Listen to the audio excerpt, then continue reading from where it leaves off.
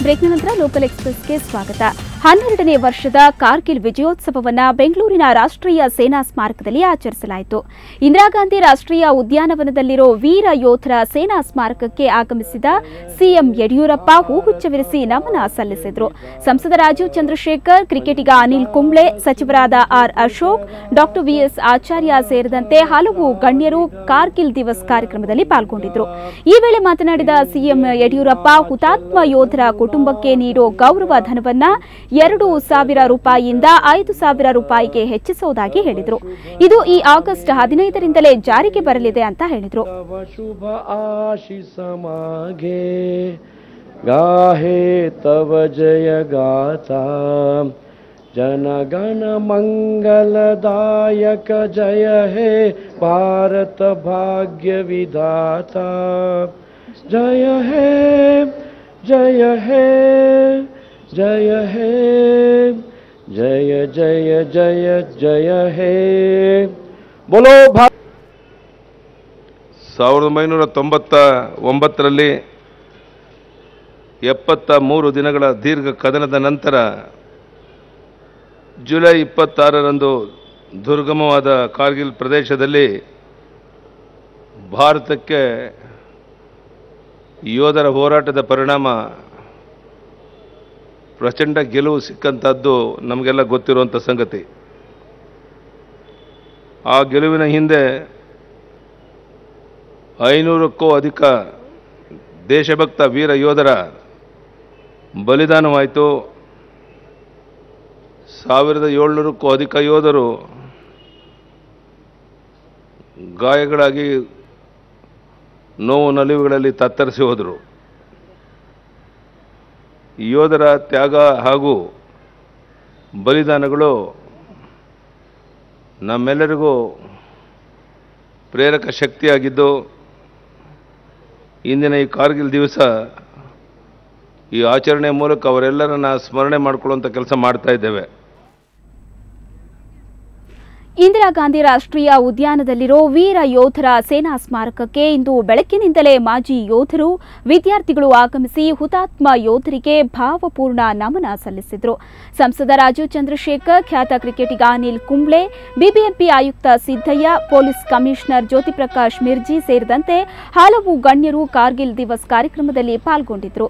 ಈ ವೇಳೆ ಮಾತನಾಡಿದ ರಾಜೀವ್ ಚಂದ್ರಶೇಖರ್, ದೇಶಕ್ಕಾಗಿ ತಮ್ಮ ಪ್ರಾಣವನ್ನೇ ಪಣಕ್ಕಿಟ್ಟು ಹೋರಾಡಿ ವೀರ ಮರಣವನ್ನಪ್ಪಿದ ಯೋಧರು ಹಾಗೂ ಅವರ ಕುಟುಂಬದ ಸದಸ್ಯರಿಗೆ ಗೌರವ ನಮನ ಸಲ್ಲಿಸೋ ದಿನವಿದು ಅಂತ ಬಣ್ಣಿಸಿದರು.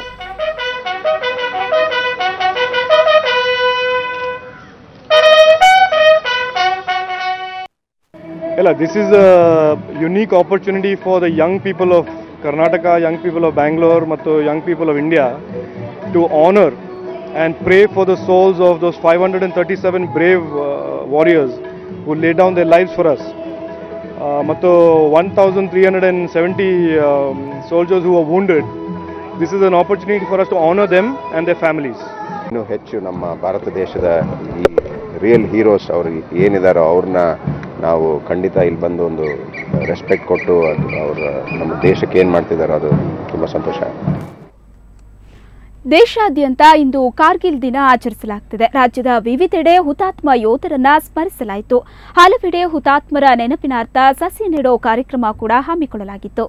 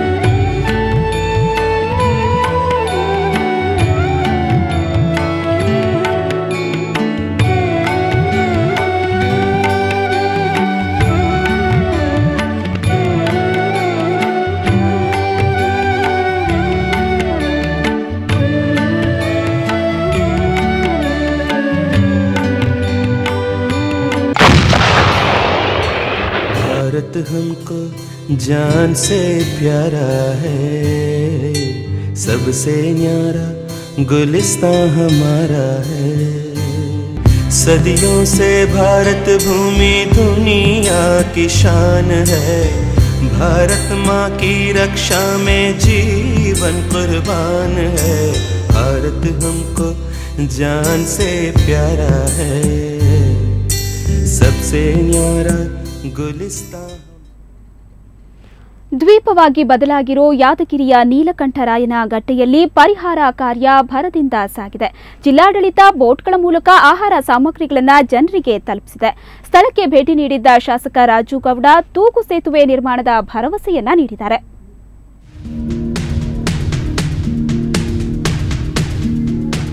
ಕೃಷ್ಣೆಯ ಪ್ರವಾಹದಿಂದ ಸಂಪೂರ್ಣ ಜಲಾವೃತಗೊಂಡಿರೋ ಯಾದಗಿರಿಯ ನೀಲಕಂಠರಾಯನ ಗಡ್ಡೆಯಲ್ಲಿ ಈಗ ಪರಿಸ್ಥಿತಿ ನಿಯಂತ್ರಣಕ್ಕೆ ಬರ್ತಾ ಇದೆ. ನಿಧಾನವಾಗಿ ಆದರೂ ಎಚ್ಚೆತ್ತುಕೊಂಡಿರುವ ಜಿಲ್ಲಾಡಳಿತ ಗಡ್ಡೆಯ ಜನರಿಗೆ ಆಹಾರ ಧಾನ್ಯ ಸೇರಿದಂತೆ ಅಗತ್ಯ ವಸ್ತುಗಳನ್ನು ಪೂರೈಸಿದೆ.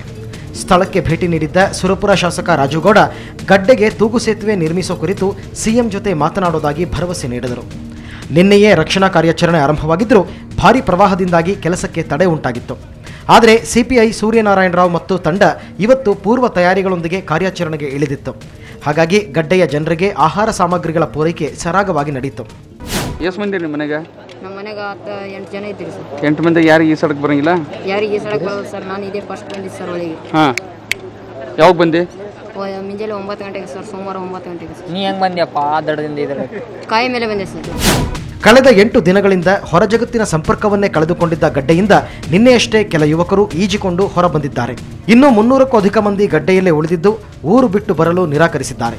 ಹಾಗಾಗಿ ಅಲ್ಲೇ ಅಗತ್ಯ ವಸ್ತುಗಳನ್ನು ಪೂರೈಸಲಾಗಿದೆ. ಆನಂದ್ ಎಂ ಸೌದಿ, ಸುವರ್ಣ ನ್ಯೂಸ್ 24/7.